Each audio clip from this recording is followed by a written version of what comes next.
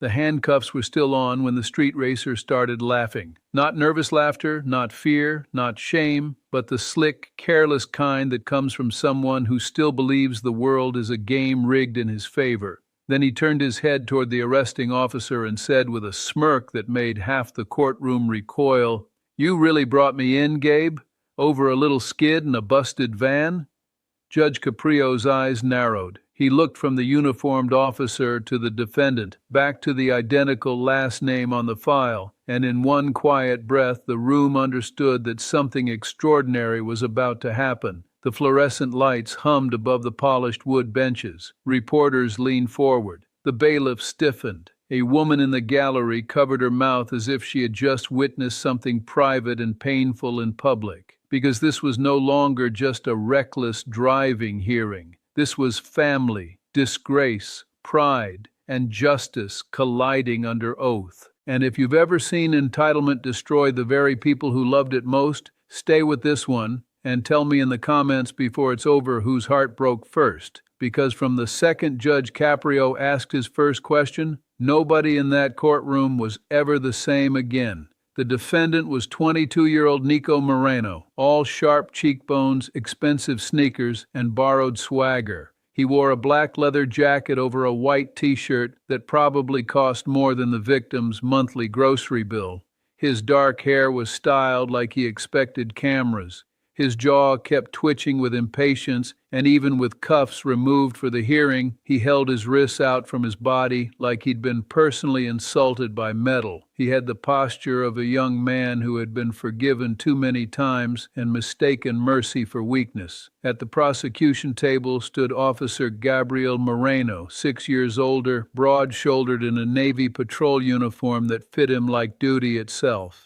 His brass badge caught the overhead light every time he breathed, but it was his face people couldn't stop watching, controlled, pale, worn at the edges, the face of a man who had made the kind of choice that tears at you from the inside and then asks you to stand still while everyone watches you bleed. And behind them sat the victim, Mr. Luis Salazar, 58 years old, maintenance worker, father of 3, husband to a woman undergoing chemotherapy. He wore a brown suit jacket with shiny elbows and held his cap in both hands. His delivery van, the van he used to shuttle tools by day and his wife to treatment by night, had been destroyed when Nico and 2 other racers tore through an intersection at nearly 90 miles an hour. Luis had not been killed, but he had been thrown against a curb so hard his right shoulder was still wrapped in a sling under his jacket. He sat upright anyway, quiet, dignified, the kind of dignity poverty has to forge because it cannot afford theatrics.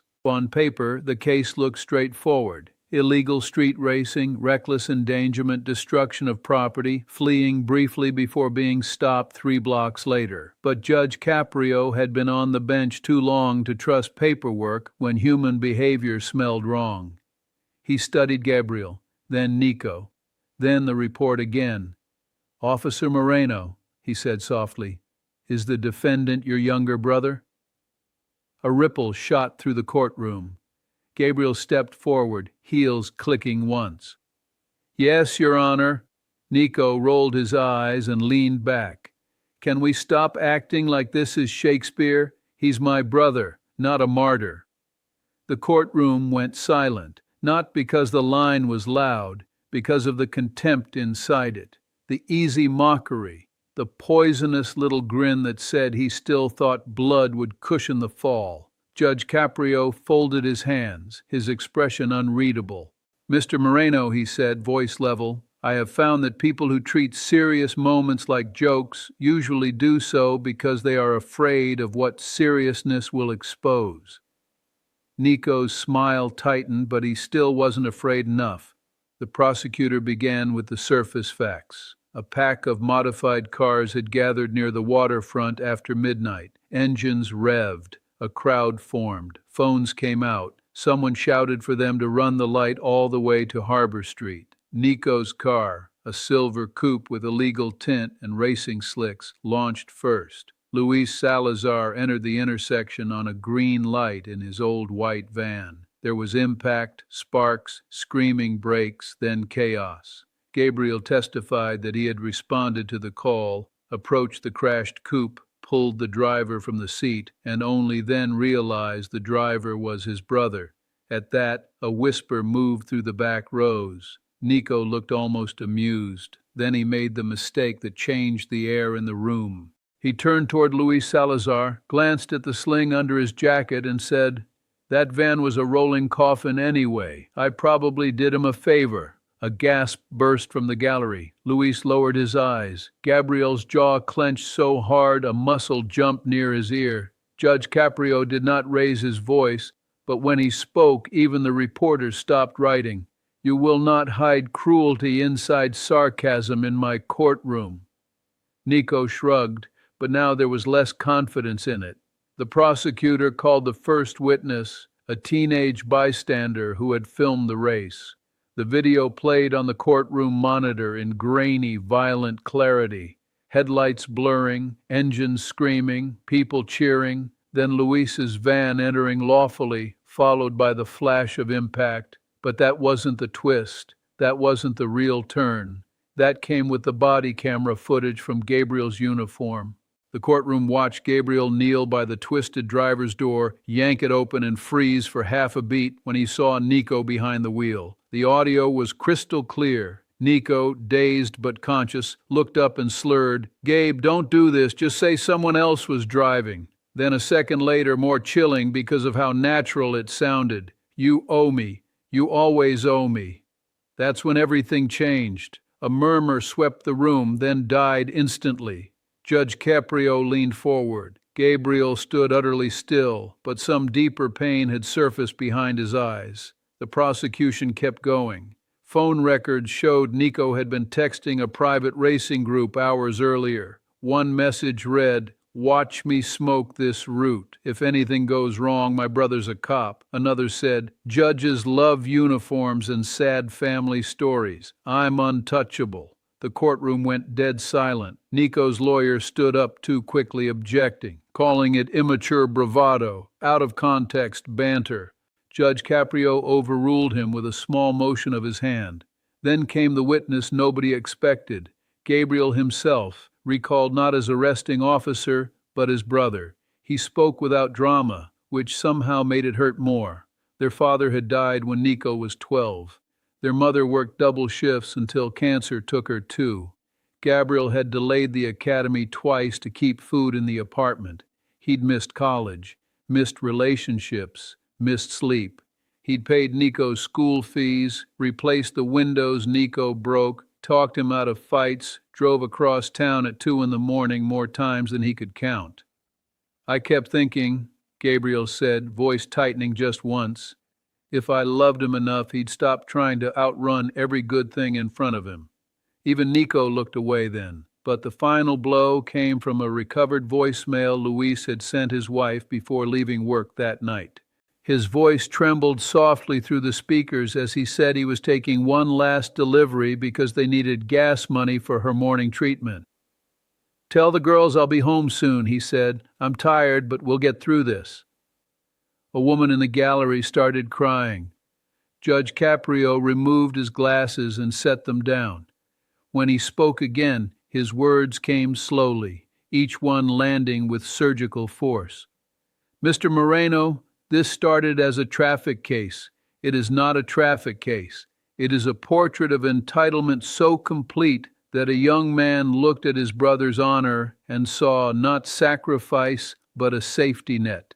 You looked at a working man's broken body and mocked the condition of his van. You looked at the law and assumed it would bow to your last name. Let me tell you something you should have learned long before you learned how to race a car. If your last name is your defense, your character has already confessed."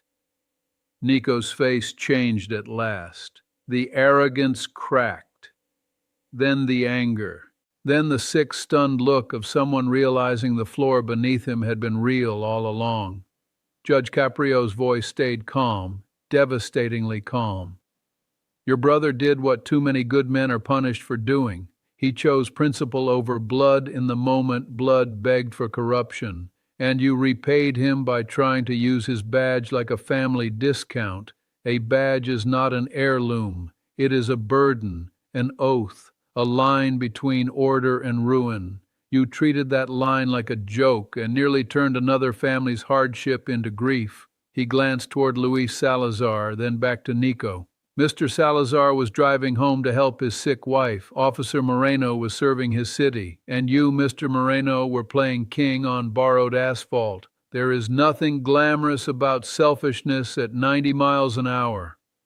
By then, Nico's breathing had gone shallow. His hands had lost their swagger and were clenched together on the table like he was trying not to shake. The sentence came down like a locked door. License revoked for 3 years. Jail time for reckless endangerment and unlawful speed contest. Full restitution for Luis Salazar's van, medical bills, lost wages, and transportation costs for his wife's treatment. Mandatory public safety speaking once released, not to rehabilitate his image, but to confront the consequences of what he had done. And then, in a gesture that made even the bailiff blink, Judge Caprio commended Officer Gabriel Moreno on the record for exemplary integrity under extraordinary personal strain. Gabriel closed his eyes for a moment.